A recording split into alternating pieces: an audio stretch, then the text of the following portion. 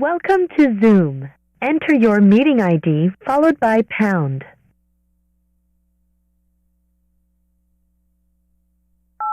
You have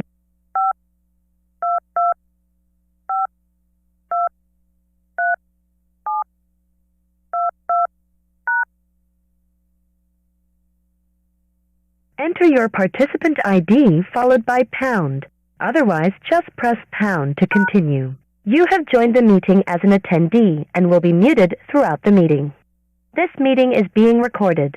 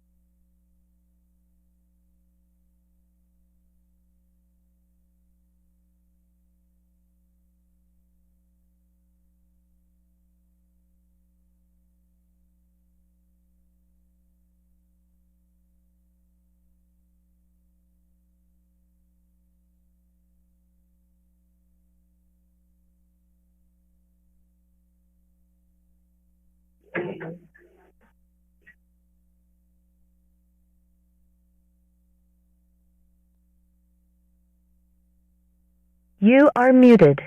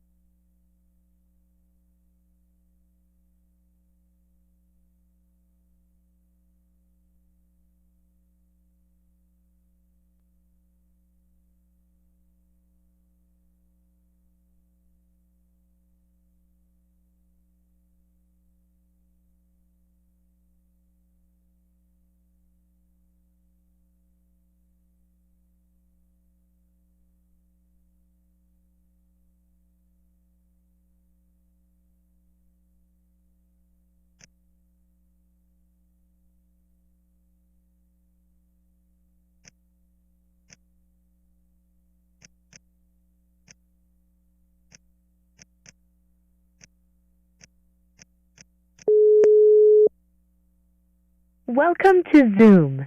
Enter your meeting ID followed by pound.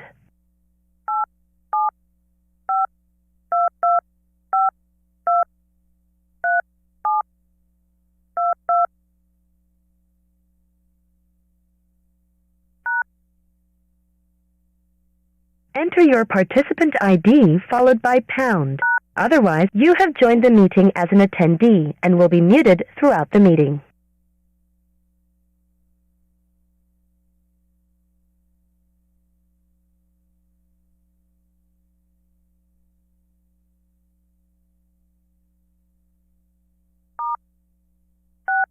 You are unmuted.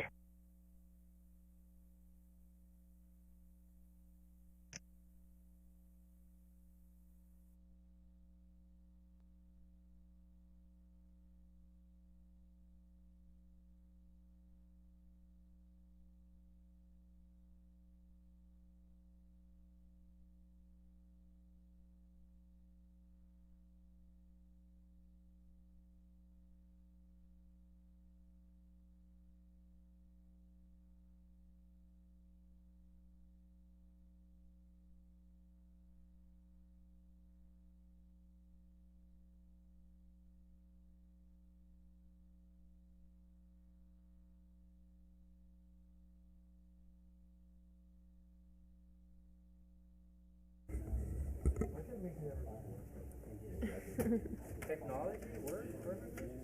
Yeah, but how did you get, downloaded it to a jump drive or something?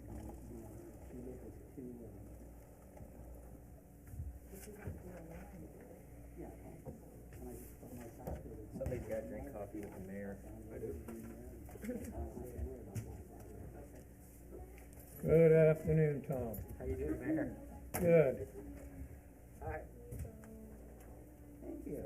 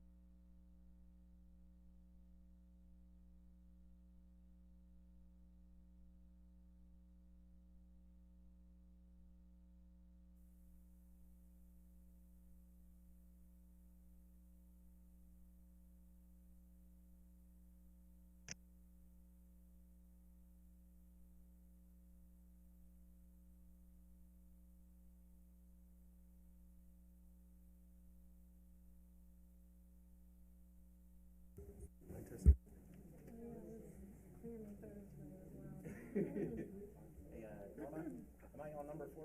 Correct?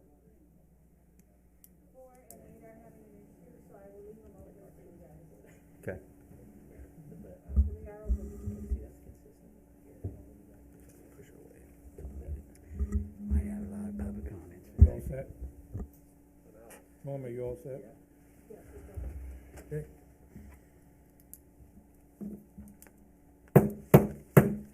City Council LRA Board for the City of Riverbank meeting is now in session. Today is Tuesday, October 26, 2021. It is 6 p.m. This meeting will be held in accordance with the California Government Code Section 54953, Subdivision Echo of the Ralph and Brown Act, California, Government Code 54950 et sec, the Federal Americans with Disabilities Act, and the recent Stanislaus County Health Officers Mandatory Face Covering Order, September 2nd, 2021. While this meeting will be physically open to the public, given the state of emergency regarding the threat of COVID, members of the public may also participate and comment via Zoom virtual platform. Refer to the last page of the agenda for participation information. Please rise. I pledge allegiance to the flag of the United States of America and to the republic for which it stands, one nation, under God, indivisible, with liberty and justice for all. Please remain standing.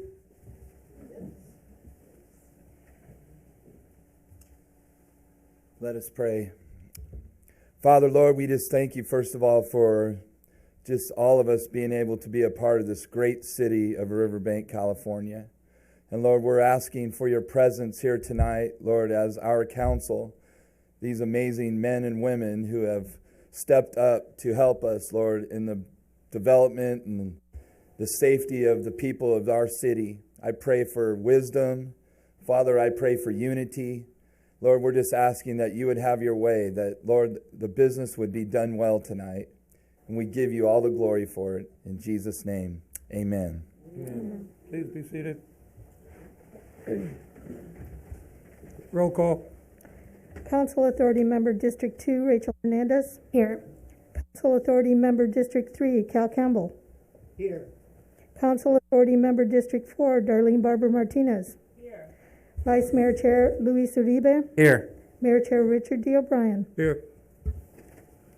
There will be no agenda changes. Conflicts of interest. Any council authority member or staff who has a direct conflict of interest on any scheduled agenda item to be considered is to declare their conflict at this time. Seeing none, we move to public comments. At this time, member of the public may comment on any item not appearing on the agenda and within the subject matter jurisdiction of the City Council LRA Board. Individual comments will be limited to 3 minutes, and time cannot be yielded to another person. Under state law, matters presented during public comment cannot be discussed or acted upon. Are there any public comments?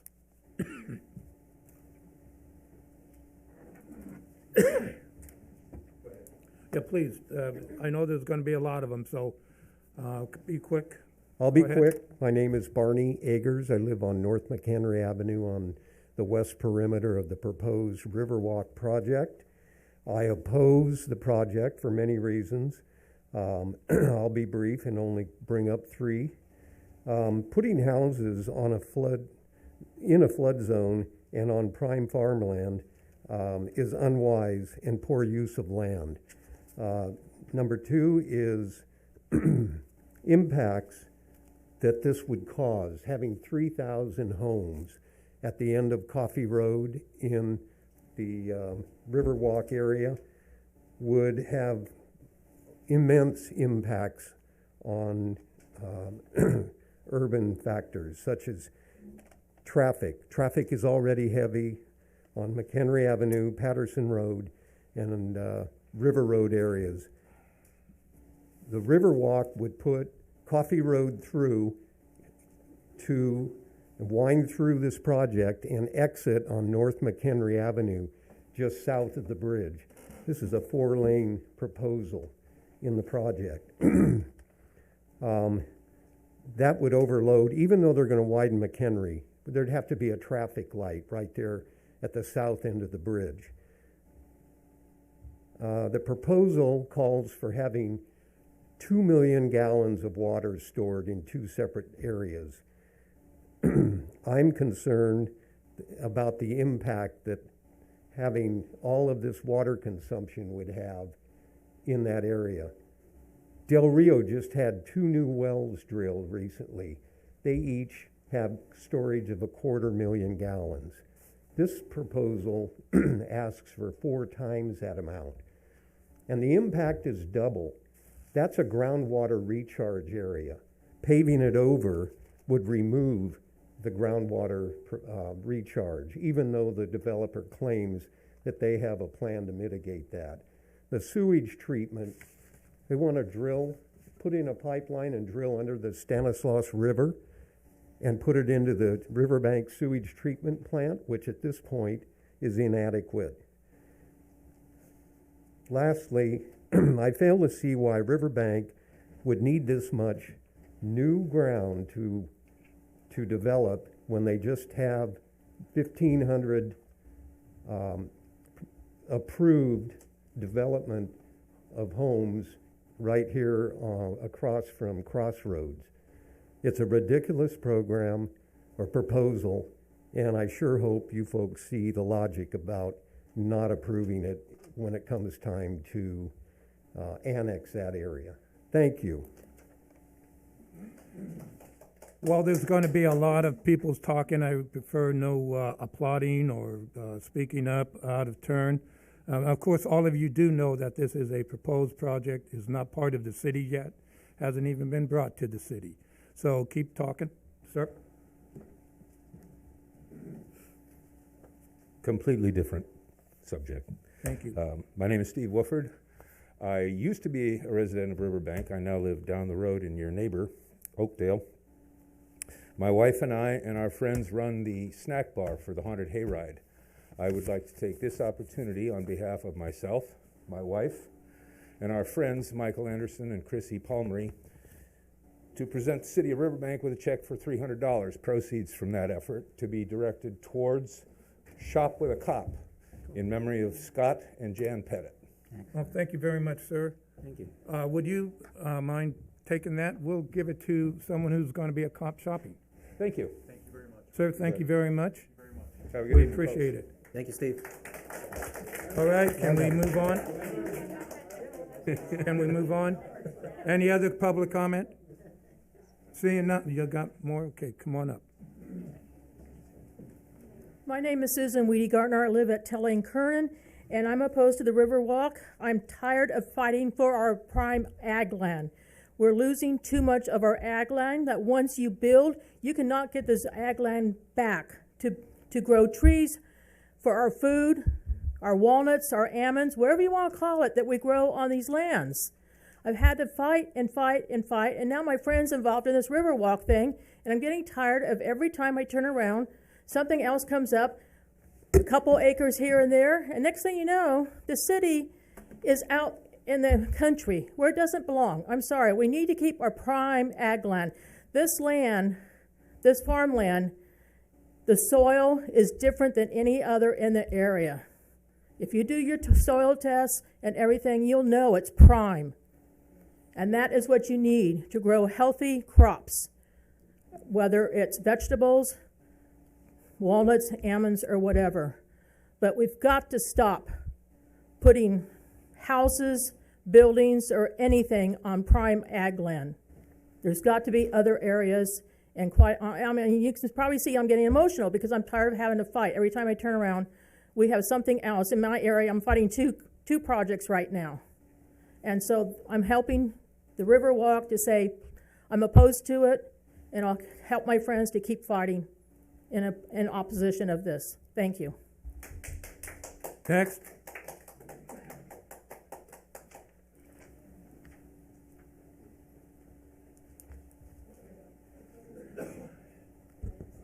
Good evening, Mayor O'Brien, council members, city manager, Mr. Hallinan, and members of the public. My name is Annabelle Gammon. I live in Park Heights, an unincorporated area in Stanislaus County. I come before you tonight to comment on the Riverwalk specific plan project. As a concerned citizen, I come to question the location of this project for reasons quite obviously clear. As some of us know, LAFCO started the process of increasing Riverbank's sphere of influence in May 25, 2016. The city of Riverbank was hoping to extend Riverbank's footprint 80% and double its population in 20 years. I was at that time an alternate public commissioner at LAFCO and lobbied to decrease the footprint and to remove the area that is now part of the Riverwalk specific plan. During the general plan update, when J.D. Hightower was the planning director, I fought very hard because there was also another development that was going to be part of the general plan called Group A. They were only going to build 300 homes, and that was stopped just partly because either he realized that it wasn't going to happen.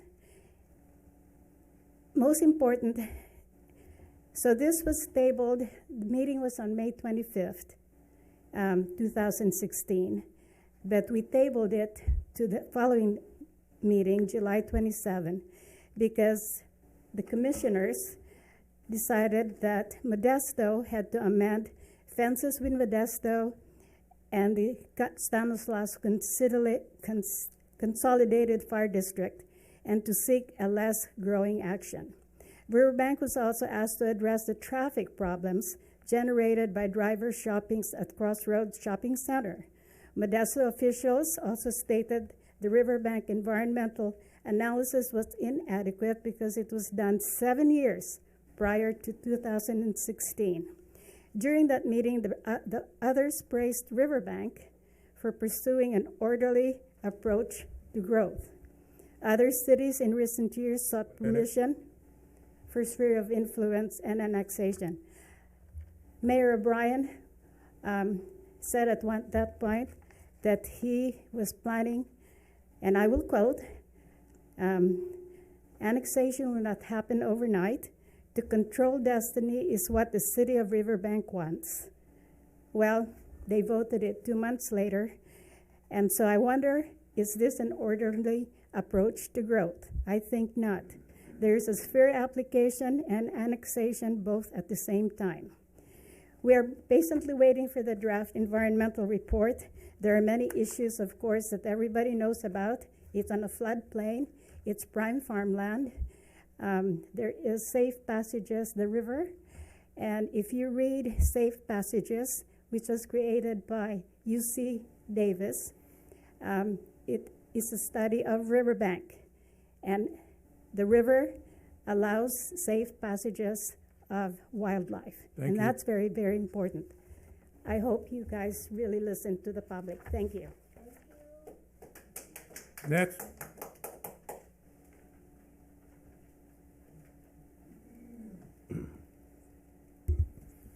Good evening. My name is Dan Whetstone. I live on McHenry Avenue, halfway between Stewart Road and River Road. Traffic backs up all the way to Escalon almost every evening. What's 3,000 new homes going to do to the situation? You've heard about the water recharge situation, the prime ag land. I hope you've gone out there and looked at that river bottom area. It's just gorgeous. You can just see how rich the soil is just by looking at it. Again, I can repeat everything everybody else has said, but just please look at the area, consider it with that in mind, and when it comes time, please take a lot of time to consider it. Thank you. Thank you.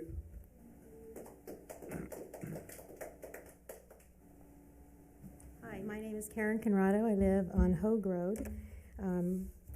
I want to say hello to each one of you. Thank you for listening so carefully. Mr. O'Brien, I want to thank you especially because I ran over last time and you were very polite about that. And I appreciate it. I'll be very careful this time. I'm here in opposition of the Riverwalk project. As you are aware, the project is located in the wrong area. There is available land already approved of for housing development in the Riverbank sphere of influence. That also happens to be on less vital land. I'm also concerned that the population that has been promoted for this project is for seniors, including transition housing into more dependent living arrangements. Seniors are notorious for moving slowly, especially as they age and become more frail and more dependent upon others for their care.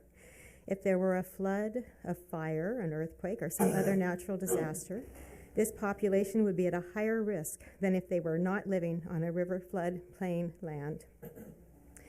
In a natural disaster, these frail citizens would need help to leave the affected area, meaning that emergency services would be coming in as people were trying to leave. The ingress and egress areas, I don't believe, are sufficient to handle an everyday situation, much less an emergency situation. Please consider carefully what you might approve of. The well-being of your citizens could be at risk. It is not a tragedy I would want to be a part of or responsible for.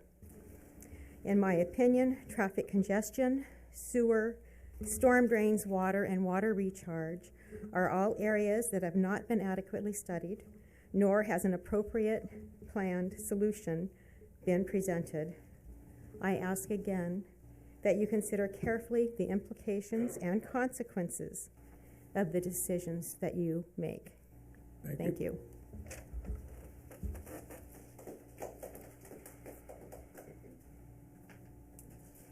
Are there any public comments on the Zoom? There is no one wishing to speak. Any written comments? We did not receive any written comments for this item. Thank you. Yes.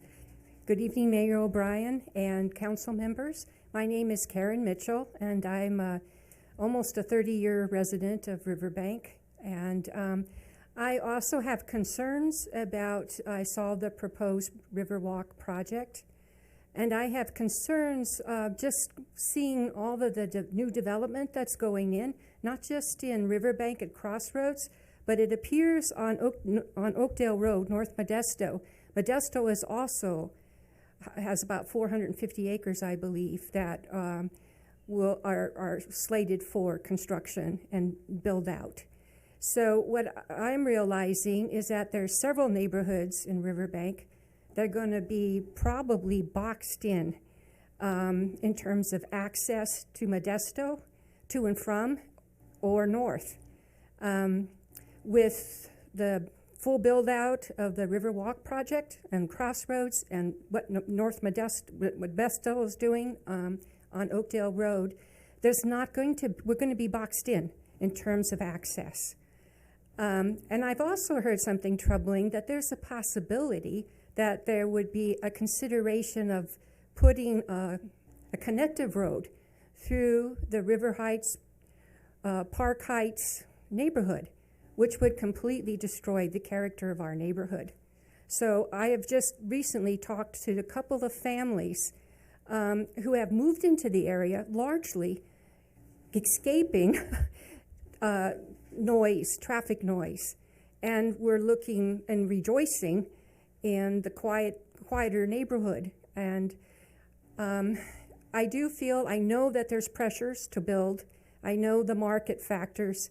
But I also believe that we elected you to also look out for our quality of life as Riverbank residents. Thank you for your consideration. Thank you.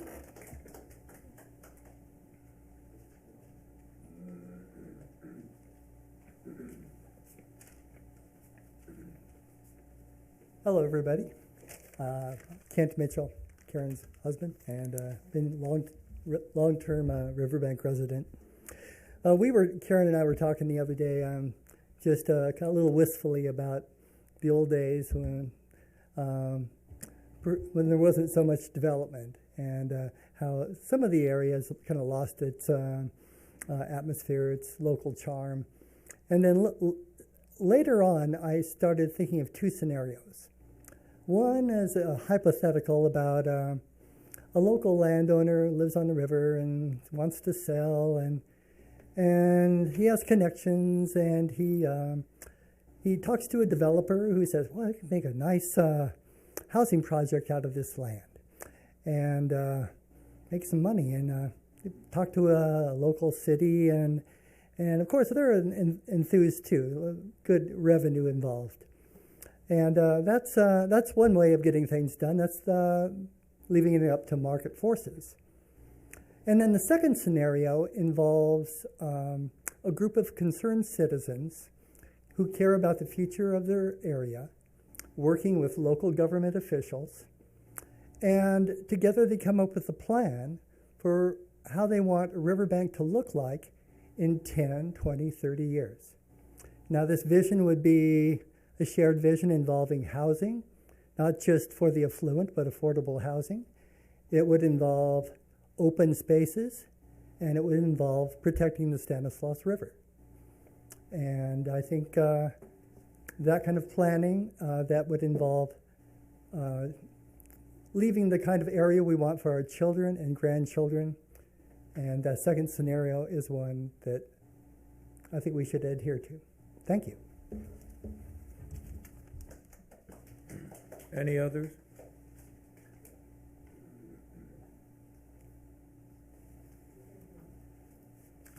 Hello, my name's Fred Walton.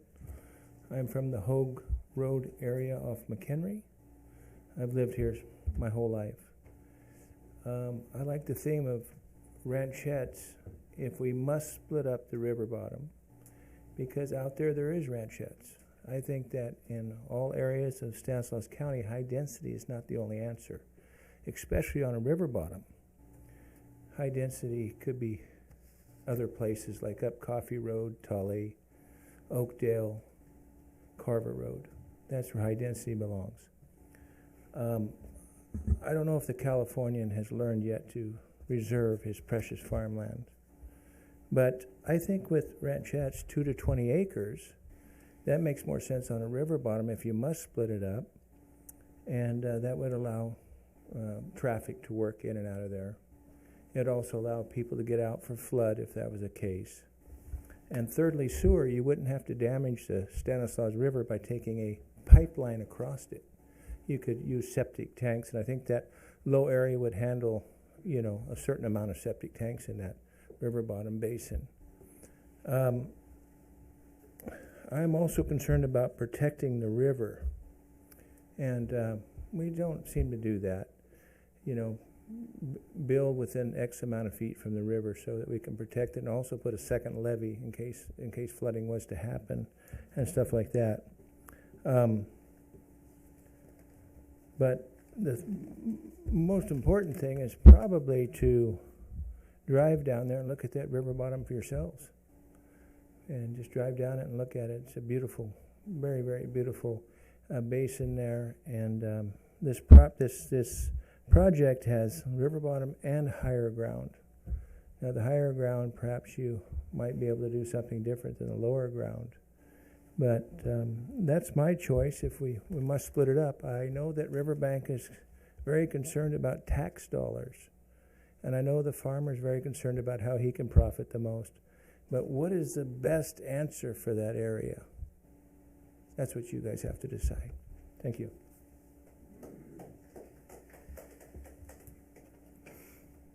Okay, seeing none, I will close public hearing and public comment. Can I make an observation, Mr. Helena? Yes.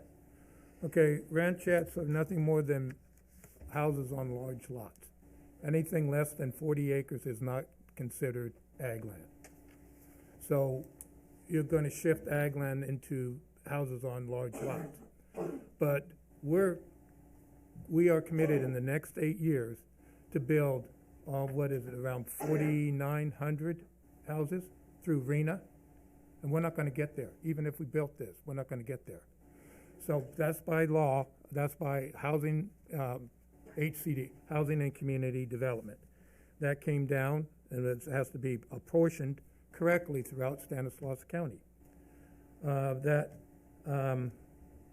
This project is not yet presented to the city. It's presented for consideration. Hasn't even been brought to the city for consideration. And when that happens, we'll be having public hearings. And at that time, public hearings, public comments will be engaging and being able to communicate back and forth on what we're doing. One thing you have to understand, housing doesn't give us any money. We get property taxes, and that goes 80% to schools. 20% left is split between the county and the cities. For a $5,000 tax, you pay for the a home. Okay, that 20% is $1,000. $500 could go to the cities, but actually it doesn't. We get about $240. You can't fix a road with that. There's a lot of other things that goes with it. So when you are considering where we put the homeless and the affordable housing, and where you put all the housing that is required by the state of California, which is anywhere between 30 to 3.5 million homes short for the next 8 years. And they're telling us we have X amount to build. How do you do that? Now, I know we have Crossroads West, not even close. So those are observations, and we'll be trying to match exactly what you said, the concerned citizens, and take a look closely at the land. Some of your houses are right adjacent to the land. It's not all prime. Prime has certain grades. There's statewide interest. There are. Okay, and then we'll have to pause the meeting. We're in recess. But thank you.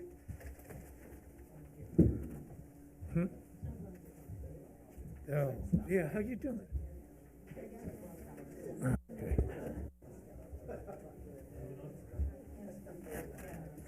Sorry, Tom, that was a little bit more than observation. Healthy observation. That's about it, Marty.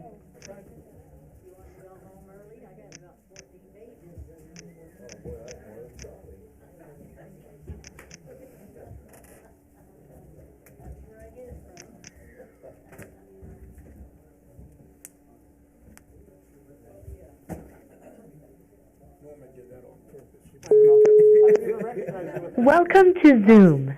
Enter your meeting ID followed by pound.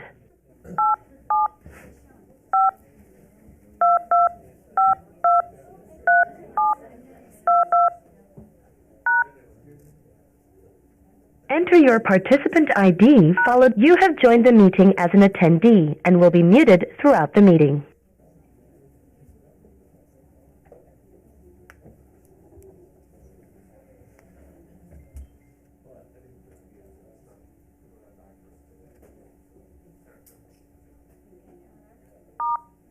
You are unmuted.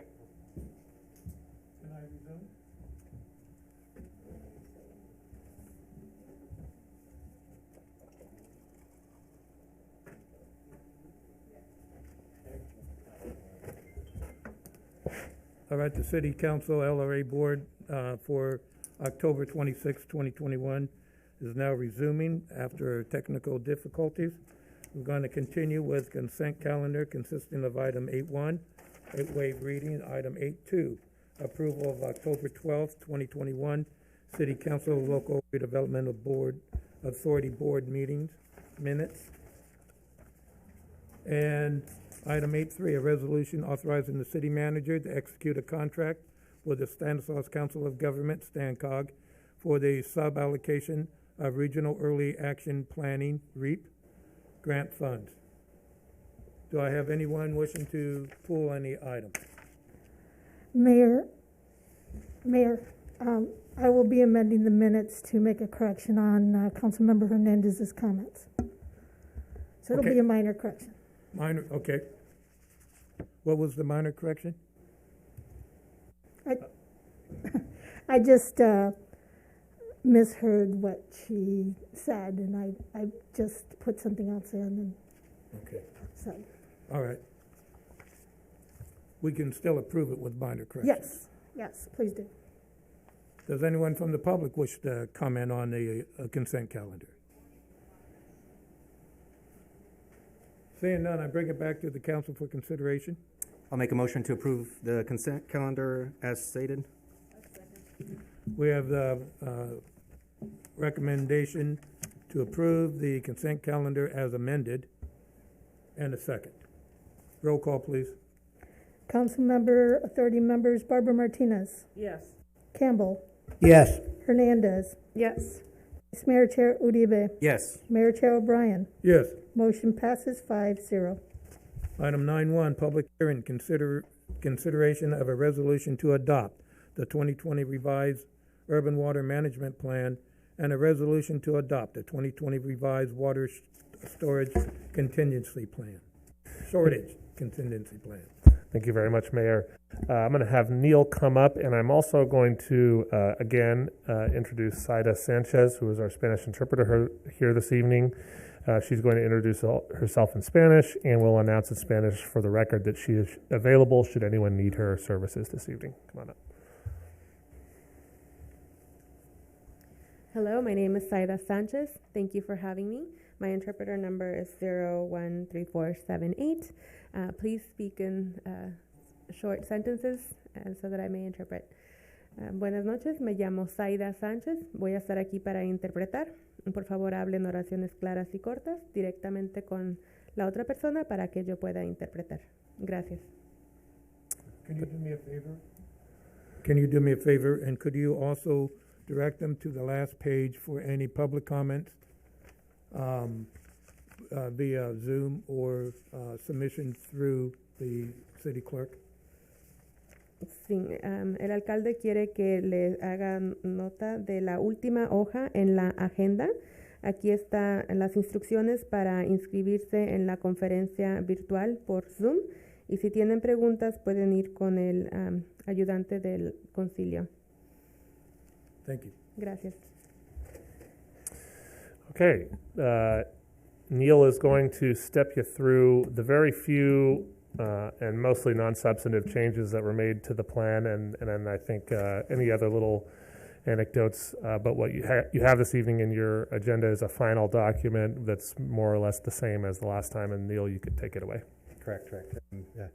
Thank you. Good evening, Mayor, members of the council. Neil Caldwell with KSN, and I'll just take a brief moment here to go through some of the revisions to this final document being presented to you tonight for consideration. From the last meeting and hearing, there were a few comments and direction from the council regarding revisions and updates to the document, particularly the maps, to have those updated. They now reflect the most current record of district bound or city boundary and sphere of influence. We did receive a few other comments that we've made corrections to the document in terms of referencing the current city ordinance with respect to water system. We've and then otherwise made some more cleanup of the document overall to present it here as a final document. These changes have not been substantive in terms of the conclusions and recommendations regarding the availability of water within the time frame as required by the analysis. So what we are asking the council to do tonight is to have a follow-up public hearing. So this would be a second public hearing to the public hearing that you had before. That's over and above the minimum requirements of the Urban Water Management Act. So you're taking some additional steps here to make sure that public input is received. You can go into that public hearing, and then we're asking for, through separate action, adoption first of the water shortage contingency plan and then the urban water management plan. Upon your adoption, then we will submit those documents to the Department of Water Resources for their review and concurrence. I'd be happy to ask any questions that you may have here before I go into next steps. And Mayor and Council, and also members of the public, just to make it very clear, if there's any comments on this item that are going to be given through Zoom, if you refer to page 5 of the agenda, you will see in bold yellow type that if you have any technical difficulties on the Zoom platform or you get disconnected, please immediately call 209-863-7172. And I have the conference phone right here in front of me, and I will answer, and we can receive your comments that way if it doesn't work through Zoom. Perfect. Thank you. Are there any comments prior to the public hearing? Questions? I want to thank you for coming here tonight. Do you need to say anything before I open the public hearing? No? Okay. This is a public hearing. Are there any public comments?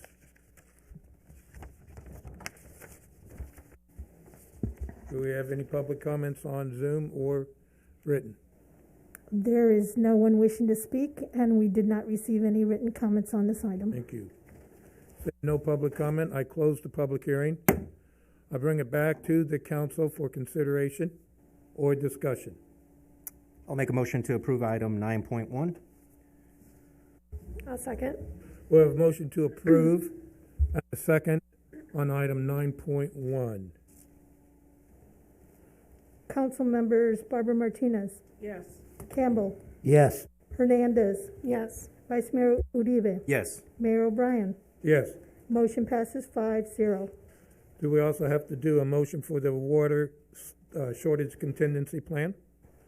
I'll move that 9.1, the consideration of water storage shortage contingency plan be approved. I'll second it. We have a motion to approve the water shortage contingency plan and a second. It's not 7-1-22.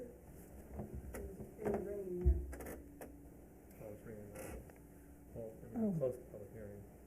But that's okay. Is there a public comment on it? Evelyn was calling. Ms. Halbert. Okay. Was that before I closed the public comment hearing? It was before you spoke. Okay. We could give out the number again and have her call. Yeah. If you want to do. Evelyn, if you're watching, please call 209-863-7151, and that will ring directly to my desk. Well,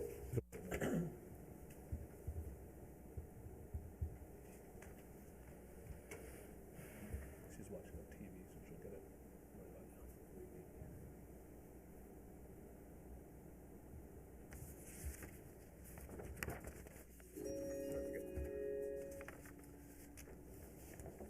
Hi, Evelyn. Hello? Hi there. Evelyn, this is Sean. You can go ahead and make your public comment. I'm gonna put you on the mic, okay? Go ahead and speak loudly. I'll try, but you're gonna have to get that echo out of there. Okay, go ahead, Evelyn. She just called another line. Evelyn? No, this is Lydia Miller. I'm calling about the water, the urban water plan. Okay, Ms. Miller, go ahead and make your... I tried to get through, and I couldn't get through, and so I know you took a vote, but I want to go on record. Okay, go ahead with your comment. Okay, my comment is that the urban water management plan recognizes on page 6, on figure 6-4 and 6-5, that Riverwalk is part of the proposal. So by not addressing and allowing Riverwalk to be addressed, this is premature. This needs to be removed out of this plan. So that would be my comment. And that is, I think it's page 86. Let me look real fast. I'm sorry. I couldn't get through. It's addressed in our general plan. I can. Page 82, figure 6.2, and it's called Riverbank Potential Wells and Tanks. And you'll see that Riverwalk is being part of this plan. So it's premature and it needs to be removed. That would be my comment. Okay, thank you very much, Mrs. Miller, for your comment. Thank you. Bye. Bye-bye. I didn't see it that. Okay. Can we get Evelyn back on? Yeah. Evelyn. Hi, Evelyn. Okay, Evelyn. Hello? Evelyn, just go ahead and make your comment. Okay, can you hear me? Yes, go right ahead. I got a lot of echo.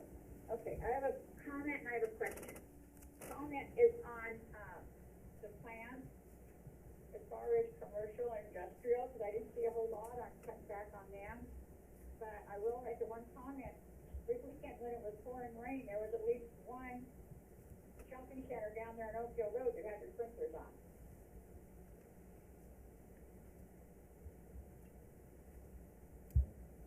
That's the reason waste the water. My question is this. Last meeting on the agenda, you had, the plans had referred to the 2016 water ordinance, which is when we had a previous drought. 2017, that ordinance was amended to the one that we have now. And you But you approved it as presented at the last meeting. That's what you presented. That's what you approved. What came out now that you're approving tonight has been changed since the last meeting. I don't know if the council changed it or why it's changed. But this is going to be my question, is how you change it without an ordinance, because what it's done, and I don't know if there's other changes, but what it's done is, on the water ordinance, it has changed the item for water restrictions instead of our normal restrictions, like in the winter we go down to 1 day a week, 2 in the summer, 1 in the winter. I mean, we have 3 and 2 now, and we'll go down to 1. On this new one that you're going to approve tonight, we will not be allowed to water at all. They've taken everything out of the ordinance as far as the water type of stuff. It's 3 and 2, never been. With permission from the director, from the board, you can close your concrete cement off, stuff like that. But we lost the right to water. I'm not talking about your yards and lawns. I'm talking about vegetables, fruit trees and stuff, because that helps they cut back on the grocery bill. There's nothing there anymore. We've also raised the fines way up for those ones that get fined for doing so. So my question is, how did it get changed after you approved it, and why isn't this water ordinance being changed when it can be notice to the public that you're going to make these changes and let the public have some input in it? This was not part of what was posted. This was only supposed to be those 2 plans, not change the whole water ordinance. Thank you for your, all right, Evelyn, is that the end of your comment? Yes. Okay, thank you. Thanks, Evelyn. You want to get an answer? Yeah, I'm gonna hang this up though, and we'll address those questions. All right, thank you. Thank you. Okay, public comment for the hearing is now closed. All right, who's going to? Mayor, if I may, on Evelyn's comments. So Evelyn submitted, as you may recall, last meeting she had a little trouble making comments on Zoom. We then circled around with her the following day. In fact, Maricela spoke with her on the phone, and she noticed that one of the appendices to this plan is our water code in our municipal code. And what had happened unintentionally was that KSN had used the water ordinance that we had that was dated, I think, in 2016, and since that time we've made a few changes, over that time. And so she was correct. It's not completely stale, but there's been a few changes made since then. So all we did was update that appendices to the most recent one that's already in our code. There's nothing in this document that restricts anybody's right to water. All of the rules that we have always had, 3 days and 2 days, depending on your address, which days of the week they are, all remain the same. Fines remain the same. There have been no changes to our water ordinance in a number of years, at least during my time here. So I understand that concern, but what we wanted to do based on her comment was just make sure we had the most recent code section as an appendices to the document. And all that serves to do is give the reviewers the reference that we do have rules as it relates to watering during droughts, et cetera. But she's suggesting that we are changing that water ordinance without going through the ordinance, and that is not correct. Correct, yeah, that we're not making any changes to any ordinances. Because, as Annabelle would tell you, there's a whole long process that goes into doing that, including a lot of noticing and things like that. And then, Neil, maybe with regard to Ms. Miller's comment about page 86. One of the revisions we made to the report was one of the revisions we made to the report was to update the figures.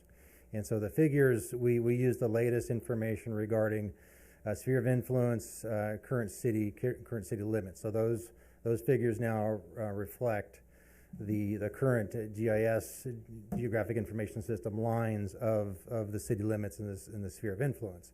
So as I understand, the Riverwalk project is within the city's sphere of influence, but not within the city limits. And some of the dots that are shown there in terms of potential well sites, that is in reference to the city's 2007 water master plan. So just a reference to a historical document that contemplated a means to expand the water system. So it's really just a reference document to that respect. This document Through the Urban Water Management Planning Act, it's consistent with the requirements where we make projections on population over a certain time frame, evaluate the availability of water to supply those needs. So from that respect, it's not specific to specific projects, but more general in terms of the ability of the city to serve future water needs. Okay. Any other clarifications? The only other clarification I'll just add to Neil's comment is that he is correct that the sphere portions of the Riverwalk project are within the sphere and portions are still outside, just because I know that's a hot issue right now, just to be very clear. Portions are within it and portions are not within it. And really this document isn't about Riverwalk. No, it's not. It's all general plan input also, which unfortunately is already being executed elsewhere. All right, did we complete the voting on the second portion of it, Annabelle? No, you were going to. No, we just had one vote, one motion from Councilmember Campbell for the water storage contingency plan. Okay. Can we continue? Yes, please. We need a second motion. Okay, the motion was set for approving the water shortage management plan, a contingency plan, and there was a second by Councilmember Campbell. Roll call, please. Who was the first? I'm sorry. I first. You first. Thank you. Council members Barbara Martinez. Yes. Campbell. Yes. Hernandez. Yes. Vice Mayor Uribe. Yes. Mayor O'Brien. Yes. Motion passes 5-0. Thank you. Item 10.1, redistricting timeline discussion. Thank you, Mayor. Ours, as you probably have read, is with the latest census update, there is a variety of communities, most communities in California that are now scrambling to go through the redistricting process as required by state law. And our city attorney is going to step you through sort of where we're at with that. And then we actually, I believe, have a special meeting on calendar for next week to kick it off, but I'm going to pass it over to Tom. Thanks, Sean. Mayor and Council.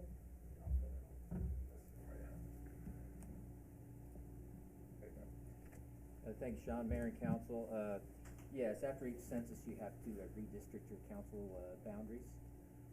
In doing so, under the Fair Maps Act, you must try and have them substantially equal in population, geographically contiguous, and respect the geographic integrity of local neighborhoods and local communities of interest. In addition, they should be easily identifiable and understandable using natural and artificial barriers, streets, or other boundaries within the city. And where it does not conflict with preceding criteria, they should be drawn to encourage geographical compactness. That is, nearby areas of population are not bypassed in favor of more distant populations. Excuse me. We discussed previously some of the other federal and state constitutional questions at our previous meeting, so I'll skip over that. And note that we did hire National Geographic's Corporation to assist us with the redistricting as we did last time. And we need to have 4 public hearings. And you are having one scheduled for November 3rd, a special meeting, one January 4th, March 8th, and March 22nd. At the first meeting, that's the meeting you have before you even draw a map to get initial public comment. And then you'll have 2 others, and one that's held on a Saturday or Sunday or after 6 on a weekday. So that's basically it in a nutshell. So we're down to process at this point, and we'll begin November 3rd. If we can confirm that date with you tonight, that'll be the first meeting. Again, that'll be before the maps are even drawn to get that initial public comment. And then the public will have 3 other opportunities to comment, form their own maps, bring those to you, and everything else in between.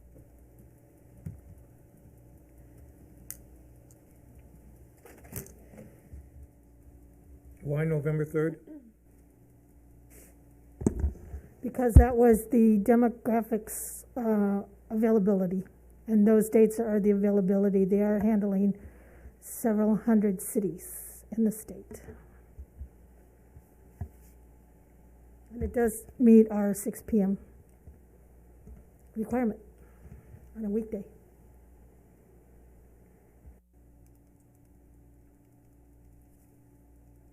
I'm not available. Mayor, I just asked the city attorney, the requirement is to open a meeting and have a public hearing so people can give response. So as long as a quorum of the council can be here and do that job, we're in compliance. There really isn't a discussion amongst the city council at that meeting or any. Only take public input at that point. Yeah. I can step away from my meeting.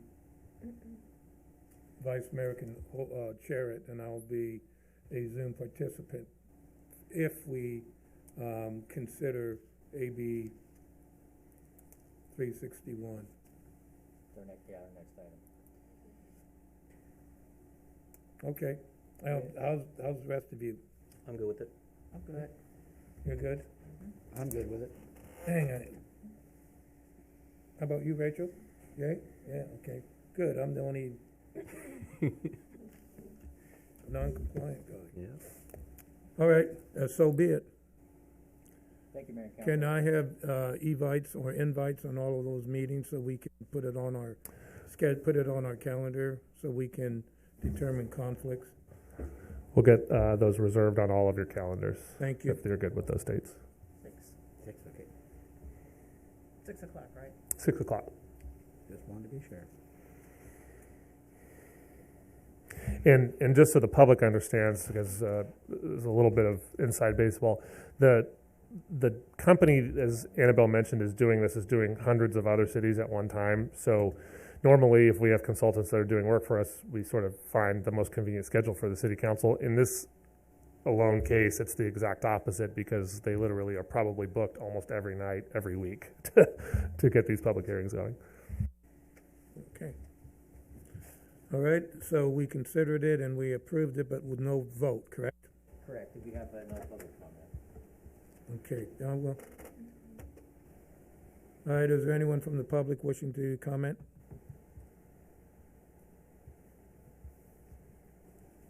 Anyone from Zoom land? There is no one wishing to speak, and we did not receive any written comments on this item. Thank you. I'll bring it back here. Okay, we are now moving forward to the next item.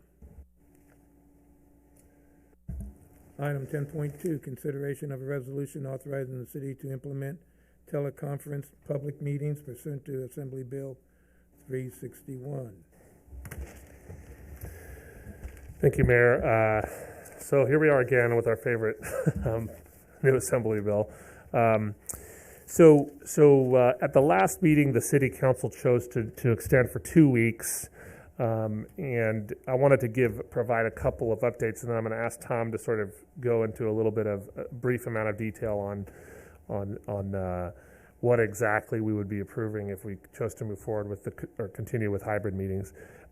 So since last time, there's a few things going on behind the scenes. One is that Norma is working with a couple different vendors to look at technology options for our space here, hopefully in an effort to get something that works a little bit more consistently long term.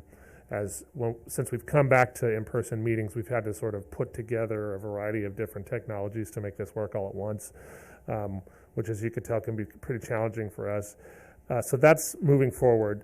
Additionally, as you noted earlier tonight, we created sort of a fail-safe so that people can call in if they, for some reason, fail on Zoom. We probably will have to refine that a little bit so that people understand that the city's preference is that you try to make your comment through Zoom, and that the telephone line is really a backup measure if for some reason that doesn't work. However, we were able to get our comment tonight and address those questions without ever any of those folks actually stepping foot in the room. So it appears that it will work, at least in the interim, until we get our whatever our new technology setup may be. So council really has a couple options. You could choose to approve this, and this will keep our hybridized meetings for another 30-day period. We will continue to put this item on, although moving forward, assuming that we know you want to continue with hybrid meetings, we'll probably just put it on consent so it doesn't need to be discussed every time. Or you could choose not to do that, in which case that availability would cease. And then, Tom, do you want to address just any other detail on 361? Because I know a lot of your other clients are dealing with this. Well, I think the thing to emphasize is that the purpose of it is to allow you all to be able to continue to conduct business if 2 or 3 of you get sick, or have to quarantine for whatever reason, or just not able to make the council meetings. That's really the purpose behind it, and without and suspending the Brown Act, so you don't have to post it at your house and have people come, which obviously is contradictory and impractical and all those other things. So that's really the gist behind the bill. And the other thing I think that gets missed that even I forget sometimes is the bill really isn't about public access via Zoom. The bill is really about city council access. So the public aren't subject to the Brown Act in the same way that the city council is, and so really that's the key, right? So presumably if the city council decided you didn't want to move forward with council participation via Zoom, you could do that, and we could still provide alternate methods for people to participate. But as we just discussed on the last item, sometimes it might come in handy. Right. True. One of the things about this bill, I see it in other meetings that I go to, we're using it as a crutch. We're not really caring about the participation, but it's more or less for the members of the committees that I'm in to participate, not having to drive. But that's not the purpose of the Brown Act. Brown Act is being conducted in public, in front of the public, for their participation in our discussions.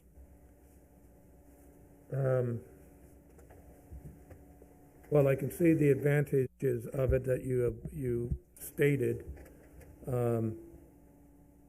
That in case we get sick or all of a sudden we cannot participate and we desire to via Zoom, that would be acceptable. I still think we opened it to the public. We're here. I do not feel unsafe, and I'm at one of those high-risk areas. And I see 1,000 people a day, literally 1,000 people a day. And, they will come on up, talk to me, some with masks, some without. And I always suggest that they wear a mask. And that's how you stay safe. Hiding behind a camera in your office at home is not. And you get distracted while you're away from the dais. You get distracted by your cat. Or, your wife brings your coffee or dinner. But other than that, I can see it as a distraction. Yeah. But I'm going to modify from what you stated. If we go forward again with this, that we put it on next city council consent item, because we'll have Thanksgiving, which would extend it past 30 days, which makes it null and void for the next meeting. And then we do that again in the first meeting in December, because unless we want to come Christmas Eve. But, we would have to put it on the calendar for November's first meeting and December's first meeting. So, council, what do you want to do? So I'll just make a couple quick comments. So I think like for council meetings, I think the future is hybrid meetings. How we get there, how long that's going to take, that's all still kind of up in the air. We're kind of working through it. We got the tech upgrades in the works, right? So we're kind of trying to figure it out. I like the procedures that we kind of implemented today. Sean called them the fail-safe procedures, so I like that. We want that continued access for city council members, of course, and of course the public. And then what the mayor also mentioned, though, balancing that Brown Act procedures, I kind of have to agree with the mayor on this one also. I feel safe, right? So I work as a department manager at a grocery store. I see thousands of people day in, day out. I feel safe. There's, if you didn't feel safe, you probably, wouldn't be in the building. But there, there's ways to participate. Yeah. So that's. This one's a little tough one. It's that, we don't want to exclude anybody. So that's what I'm trying to avoid. But I do feel safe in in-person meetings. So that's kind of what I want to continue. I'd like to add some things to what the Vice Mayor said. I'm not particularly crazy about it, but I think it's the future. The city's going to grow in population. They can't all come down to City Hall. It gives them another chance to speak their piece if they want to, in which we want to hear. And for that reason, I support it, even though I'm not real happy about it. I looked at the real reason why we're having virtual meetings. Are you on? Come on. Okay. So I looked at the real reason why we are having virtual meetings, and it's because of the declaration of the emergency, situation that was proclaimed by the governor. And I did some research, and in the research that I looked at regarding AB 361, it stated that was there a risk to the members of the public? And yes, I say that there is a risk because COVID-19 is still very prevalent in our community. And so I think that we should continue in the process that we're doing, and those that can come to the meetings, if you want to come, those that are not able to come to the meetings but you want to participate, we have a way to do that. And I think that we should continue with the hybrid meetings. Thank you. I'm going to ask for public comment. Any public comment? Any public comment out there? There is no one wishing to speak, and we did not receive any written comments on this item. Thank you. I bring it back for discussion and or recommendation. So I'm going to make the motion. So I'll make the motion to approve item 10.2. I'll second it. With the caveat that it's going to be placed on consent calendar. Consent calendar, the first meetings of the month, yes. Okay, we have that motion, item 10.2, with a consideration for consent calendar, first meeting of the month. Roll call, please. Council members Barbara Martinez. Yes. Campbell. Yes. Hernandez. Yes. Vice Mayor Uribe. Yes. Mayor O'Brien. Yes. Motion passes 5-0. Item 10.3, resolution to adopt the City of Riverbank Bicycle and Pedestrian Master Plan. I've been waiting for this. Thank you very much, Mayor. I'm going to ask our Development Services Administration Manager, Kathleen Cleek, to come up and introduce this item, as she's worked on it for, gosh, a year and a half?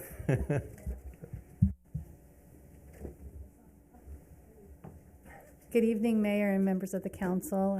Yes, it is a historic night. It's historic because tonight we're presenting a Riverbank's first bicycle and pedestrian master plan. So we have never had a plan, and we are excited to present this one. We've spent a lot of time with it. Also want to recognize Laura Graybill from my office, who's also spent a lot of time, and we're excited. Jeff Knowles tonight from Alta Planning and Design is going to go through the PowerPoint, and he's available as well as myself with any questions you may have. Thank you.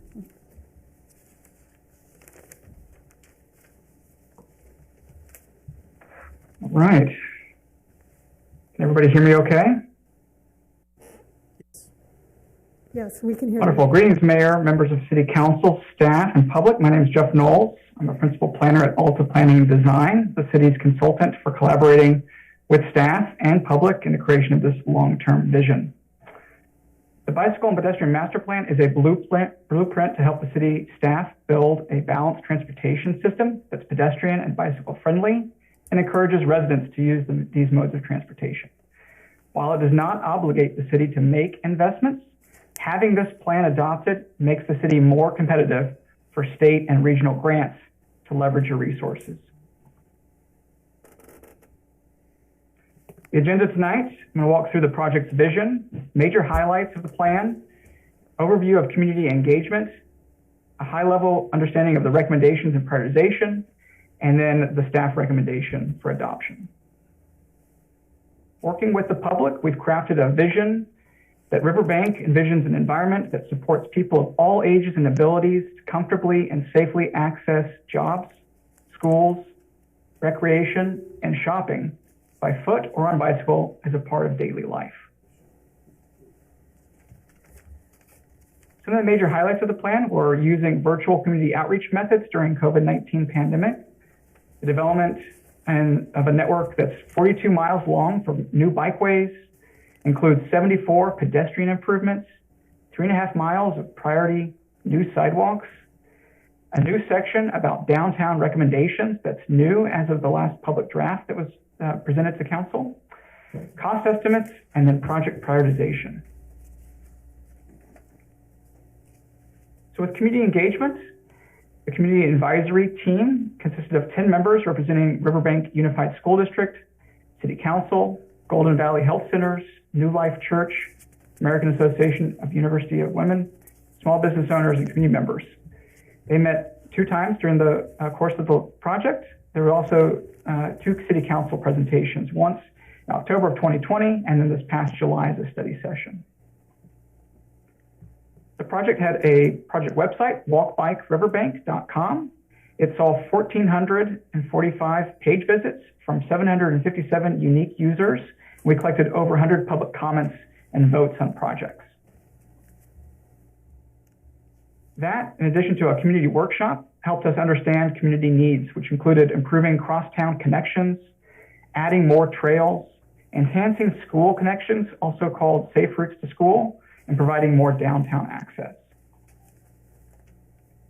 We conducted an objective process of analyzing your walking and bicycling network, looking at upcoming developments projects, regional connections to nearby cities, your bicycle network mileage and increasing that, and also looking at safety, looking at collision history of people walking and bicycling in collisions with motor vehicles. The plan proposes bikeways of different classifications using Caltrans class standards. They go from the least separation from motor vehicles, that are class 3s. These are your bike routes or bike boulevards. A step up from there are your bike lanes and buffered bike lanes, where you have paint designating bicyclists from moving traffic. And then the most separation are on class 1, your shared use paths or trails, and a new class 4 separated bikeways. This is a map of the long-term vision for your bikeway network. It includes 7 miles of shared use paths, 13.5 miles of new bike lanes, 3.5 miles of bike routes, and 18 miles of separated bikeways. In total, this would increase your current network of 10 miles of bikeways to over 46 miles. We also scored projects based on their ability to improve safety, projects that enjoy community support, or provide connections to crosstown, to downtown, to trails, and to schools. 8.9 miles of priority bikeways were recommended in the plan at an estimated cost of $14 million. So these are listed here. There are a range of class 4 separated bikeways, such as on Atchison and Patterson, standard class 2 bike lanes on 8th Street, 1st Street, buffered bike lanes on Stanislaus Street, a trail on Patterson Road, a bike boulevard on 2nd Street, and 3 additional separated bikeways on Patterson, Klaus, and Callender. In addition, the plan calls out design treatment improvements at intersections, such as improving lighting, bike boxes where bicyclists can queue up to turn left, bicycle intersection markings so that bike lanes travel through intersections, and bike signals where they're called for.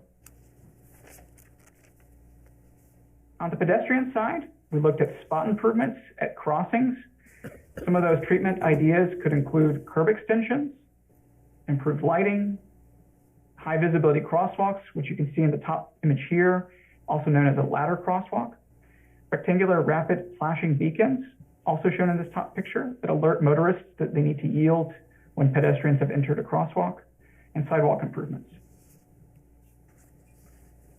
The plan recommends 74 specific spot improvements, and those are also ranked according to the criteria I mentioned before. The ones that rose to the top were 9 spot improvements. Some of these will require coordination with Caltrans, but I wanted to just call some of these out. Patterson Road received quite a few high priority spot improvements, along with Atchison, Oakdale. So in total 9 there. And then sidewalk improvements.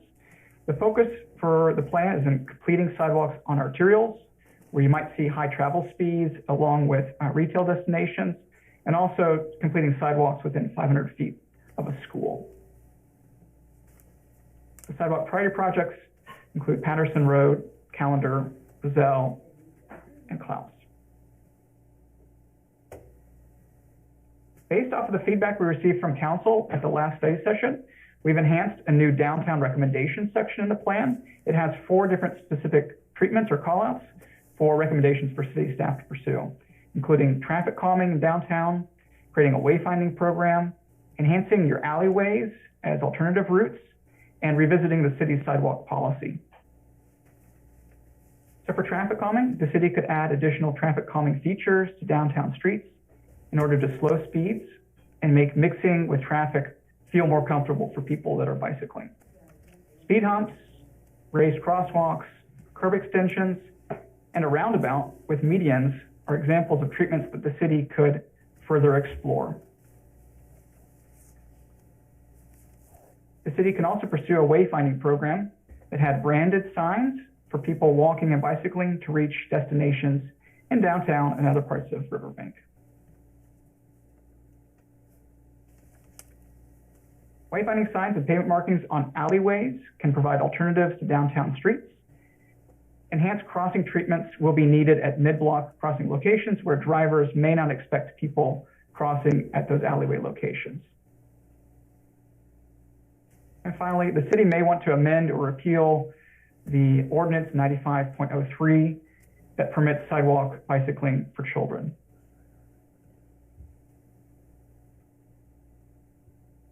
In the staff report, you can see that staff recommends City Council approve and adopt the bicycle and pedestrian plan, allowing the city to then compete for grants in the next upcoming grant cycles. That concludes my presentation. I'm here to answer any questions that you may have. Thank you. Thank you very much. Are there any questions? I have a question. Sure. Okay, so, and a comment. I like I don't know what page this is, but the bike design treatments, the bike signal. I like the little traffic thing with the bike. I think that's cool. So I hope we get some of those. And then at one time, I thought it was cool. But anyway, at one time there was a discussion about leaving, the pathway between Clarabelle, on Roselle, Clarabelle, and to Enoch's High School. That's not part of this plan, right? It's not part of the city. Right. We do have the bicycle to where that improvement to the end of our city limits, but we are going to be working with the county and the city of Modesto to see about continuing that through and doing question. A joint project. Can I yes. expand on that? Sure that The North County Quarter is going to be at Plainview. Okay, and they are going to improve for pedestrian biking from Plainview to our city limits, to what they propose at Roselle, whatever, whether we keep it at the Roselle and Clarabelle, if we keep it the light, or they go to a traffic circle, because they're going to cul-de-sac Clarabelle. And then they're going to extend it about the same amount between Plainview South towards Enoch. It will not get to Enoch. And that would be for the city of Modesto, the county, and the Modesto City School District. All right. I just wanted to make sure that that piece of, roadway did not get lost. No. And that there will be, continuous conversations about making sure that And connection we also happens. need to do that along Coffee, going into Modesto. Right. Thank Not you. Coffee, Oakdale. Any other comments, questions? Yeah, I'll make a couple comments. Yeah, so there's so many good things I see in this master plan. So thank you, Jeff. Thank you, Kathleen. And thank you, Laura, for all the hard work you guys have put into this. I guess the overarching goal for any city really is safe preventative infrastructure, right? One fatality to me is too many. So how do we get that? How do we shoot for 0 deaths in any city? But a lot of the things I like in this plan, the crosstown connections, just bringing our city together, right? East side, west side, with the railroads kind of splitting it there. So connections to the schools, kind of educating to students that, it's not only safe to walk and bike to school, but it's also healthy. So I love that messaging there. The trail network, that Wayfinder program, I think that's a great opportunity there, just to kind of highlight, the animals in nature, just kind of thinking in my head there a little bit.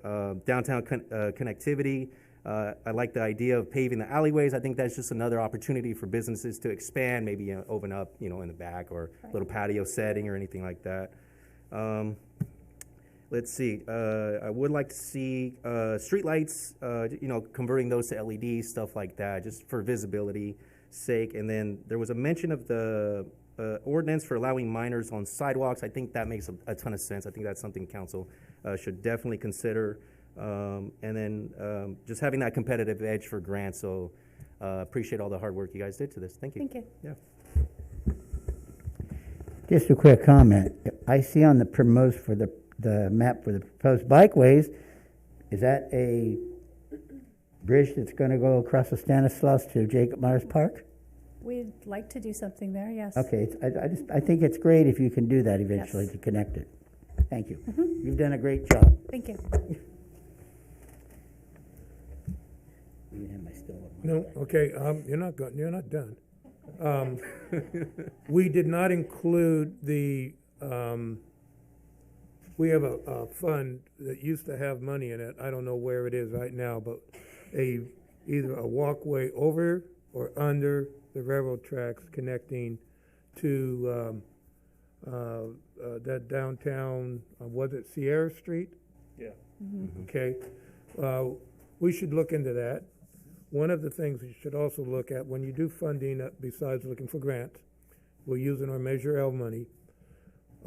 Whatever we get it for bikes and peds, you should multiply it by 1.8, because that's what our contribution right now to Measure L is much greater than what we get back, and do it in LTF other. And I told people I was going to do that, and that's going to open up a lot more monies through LTF others that we currently do not have access to. And they're going to have to tell me no to my face, and they don't like saying no to me. I like the plan. I want to thank you all for doing it, plus the people who, our residents who participated in the inputs and going forward on that. Well, speaking of that, do we have any public comment?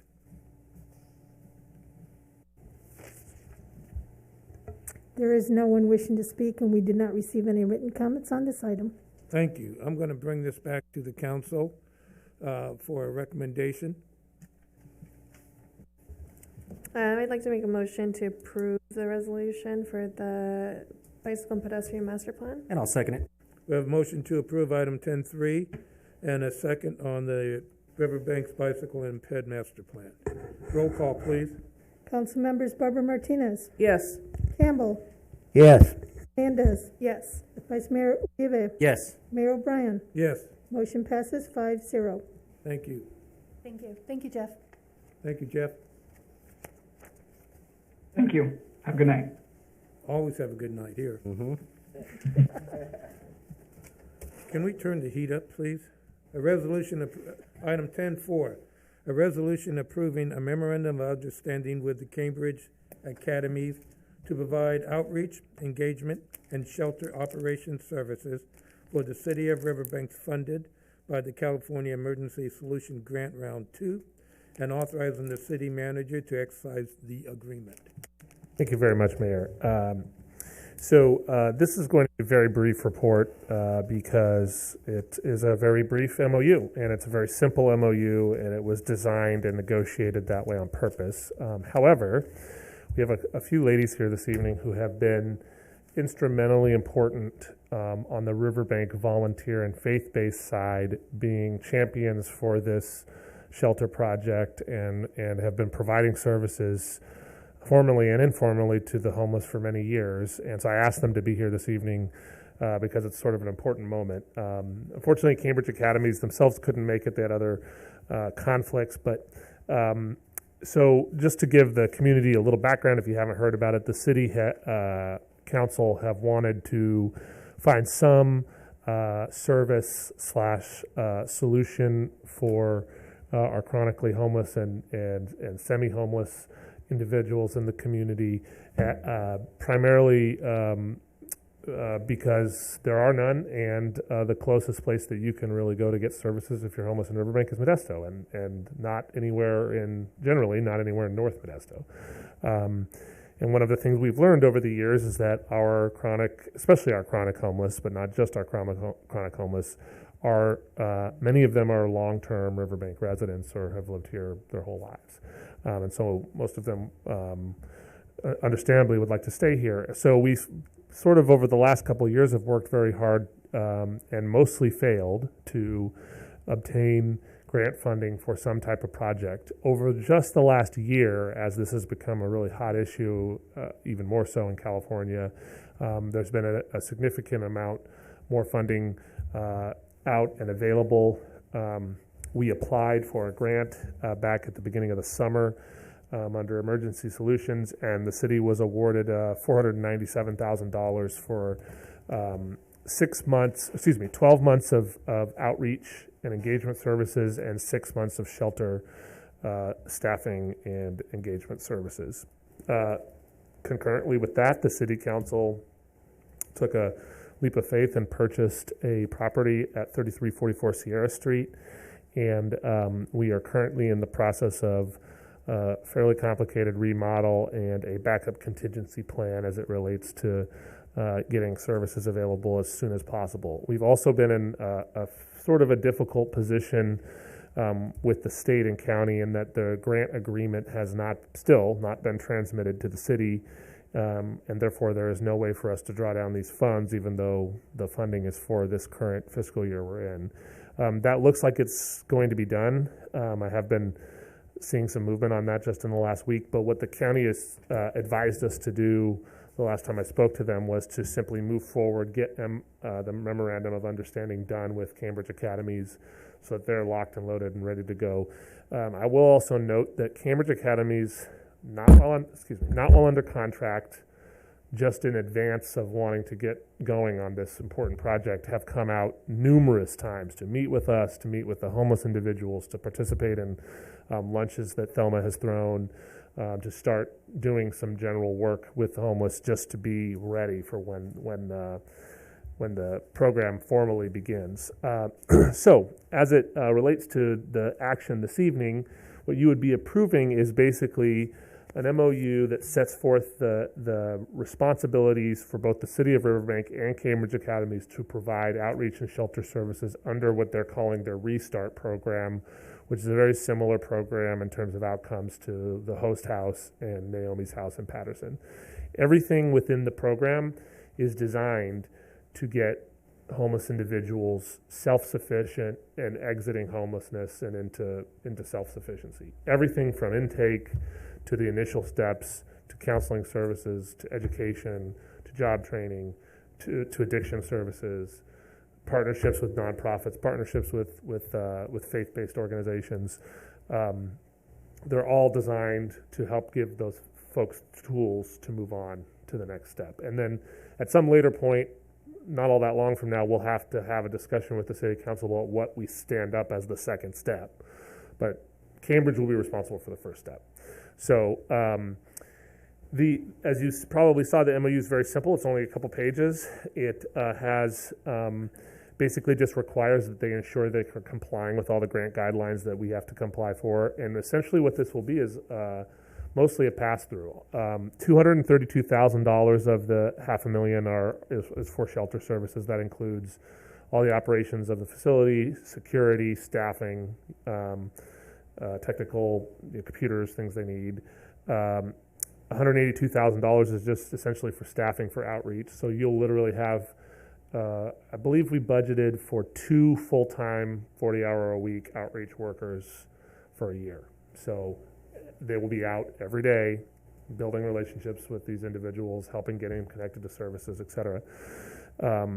Which, incidentally, although we appreciate the county's team that comes out periodically, imagine the difference between having somebody that does a job a few days a month versus someone that's dedicated to it, all, like you all are to your jobs, 40 hours a week or more.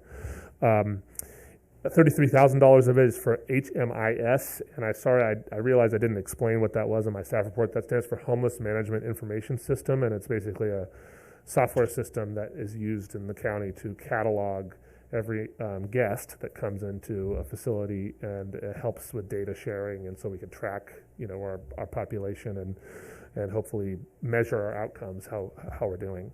And finally, $49,000 for indirect overhead, things like that.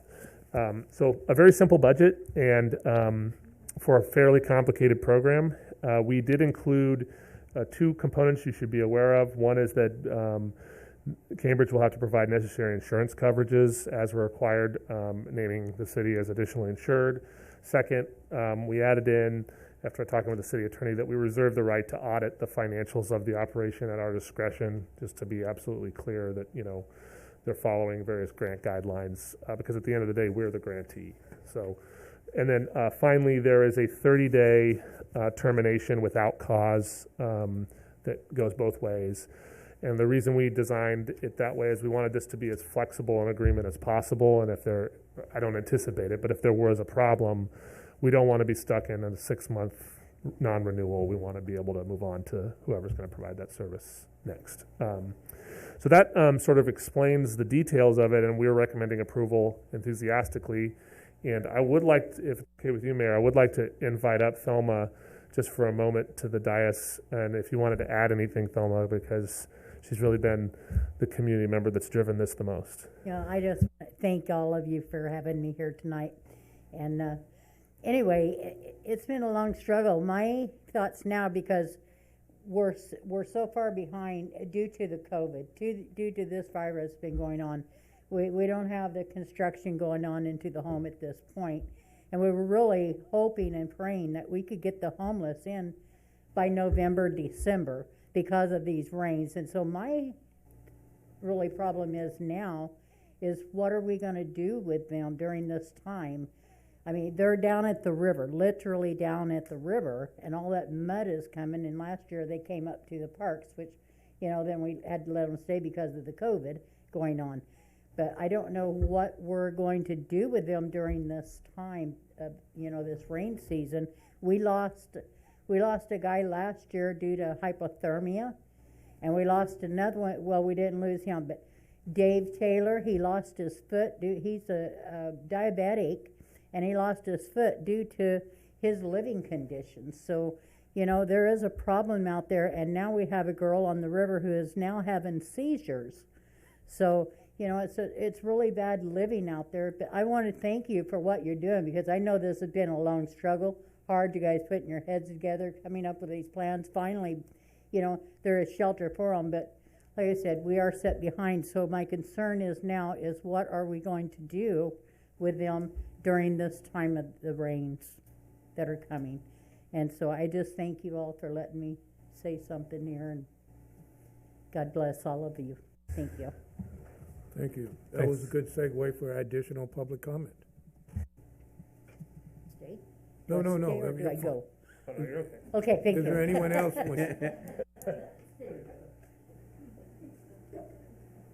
Annabelle, is there any? I don't want to be at Charles. There is no one wishing to speak, and we did not receive any written comments on this item. Thank you. I'm going to bring this back for comment and or consideration. I'll make a motion that we approve item 10.4. I'll second it. We have a motion to approve item 10.4 and a second. Before we take a roll call, for those of you who have not been out to Patterson, before we get started and see their host home, Naomi House, please go ahead and take a look at it. It's very impressive what they have done, the success rate. Not everyone's fitted for they're at Cambridge Academy, but it is something that I believe if we can get to that success, and then being Riverbank, we can greatly improve upon it. Mayor, if I may, I just wanted to address one thing that Thelma said, because it's a concern that I think we all have. The goal certainly was to be up by now, essentially. There's a few things that have happened, and a lot of it's funding related and outside of really our direct control. We do have a contingency plan that we're working on. I have a few folks that are working internally trying to come up with some backup options that will sort of help us patch it together through the rainy season. But as I think about this, the thing I just want to leave the community with is we're going from no services, nothing, to fully integrated services. And so what's really important to us, even if it means timelines get missed, is we're standing up something that's going to last years probably, versus rushing into something that flops. That's my concern, because we only really get this opportunity once to make it a success. So that said, we do have some contingency plans that include modulars and other ideas that we'll be moving forward with and bringing to you for consideration. And message received from Thelma, because we certainly don't want anyone in scary weather this year. All right. Any other comments before we call roll call? Roll call, please. Council members Barbara Martinez, Yes. Campbell, Yes. Hernandez, Yes. Vice Mayor Uribe, Yes. Mayor O'Brien. Yes. Motion passes 5-0. Thank you. Thank you, Thelma. 10.5, consideration of a resolution declaring the city-owned parcel located at the northeast corner of 3rd Street and Stanislaus Street, assessors parcel number 132-012-024. Thank you very much, Mayor. I'm going to give a staff report and a PowerPoint here in just a moment, but while that's getting pulled up, this is what is known as the old parking lot on the corner of 3rd and Stanislaus, and it is old. And oh, and by the way, this is the best PowerPoint I've ever done, and part of it is because I stole Kathleen's slide from her last thing, because I thought it looked really nice, and I said, well, no one's going to know because it's surplus land anyway.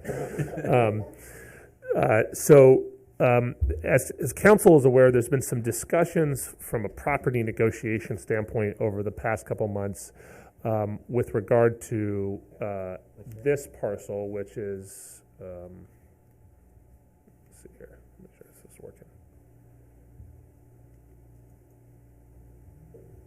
No, I should turn it on, that would help. First off, let me just explain, because this is something that is rapidly changing, and the city's going to have to continue to deal with this anytime that we sell property moving forward. The governor has tightened the Surplus Land Act considerably over the past year. It used to be that all you had to do was put out a notice to local agencies that you were going to be selling property, and then negotiate with them if they were interested. These days, you have to notice not only those agencies, but dozens of affordable housing providers, and then you, in addition to that, you have to prove to the state that you complied with that, and the state gets, I think, a 30-day period to make sure you didn't mess up some of the steps along the way.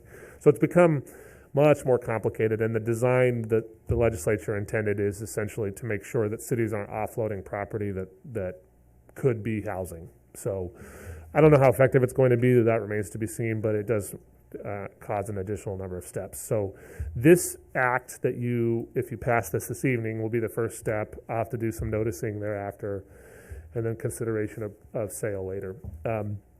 So as you know, we've had some discussions with the Stanislaus Housing Authority regarding that parking lot on the corner of Stanislaus and 3rd, and that property is located here on this parcel map.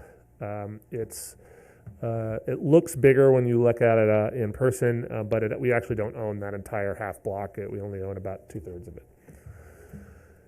And here is essentially the paved area of that aerial is what we own, and the Bordonas at one time owned that property to the north. So the Stanislaus Housing Authority has expressed interest in the property primarily because they'd like to build a small senior community center.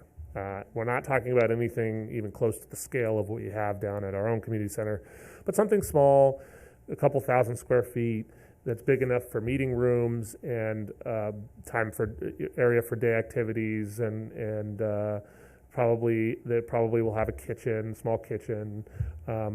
And the reason why staff thought it was such an interesting idea is that the seniors don't actually have, aside from the community center activities that happen at ours once or twice a week, they have no other real location to commune together in the downtown area, or really in Riverbank in general.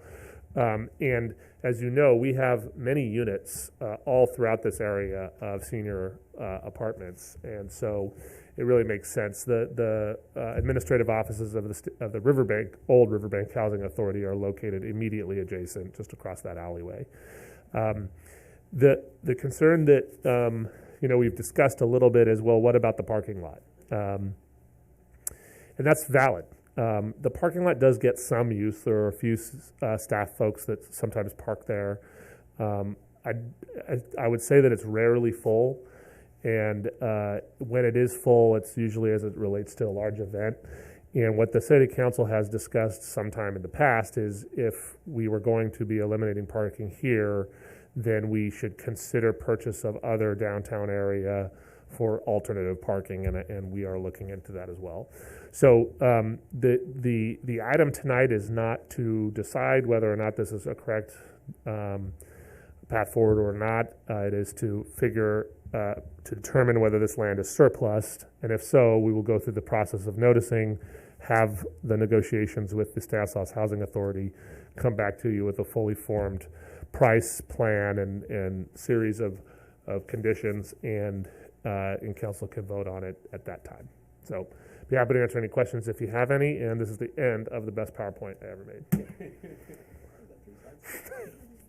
Go back to the first slide. This one? No. Oh, okay. No. There, what's the date on that? Oops.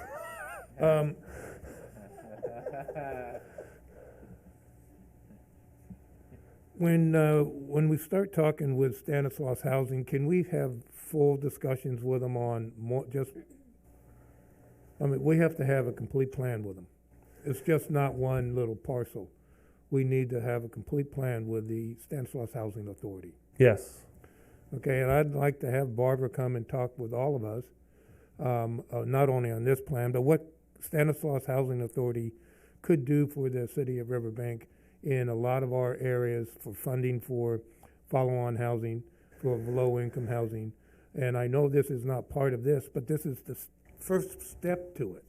And Mayor, you may see on the screen there that Barbara Kaus is on the line and has raised her hand. So she may would like to. Was this fortuitous or prearranged? All right. Do we have any public comment?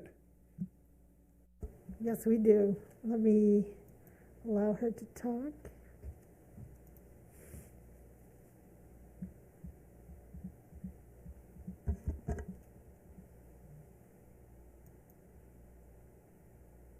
Hello, are you there?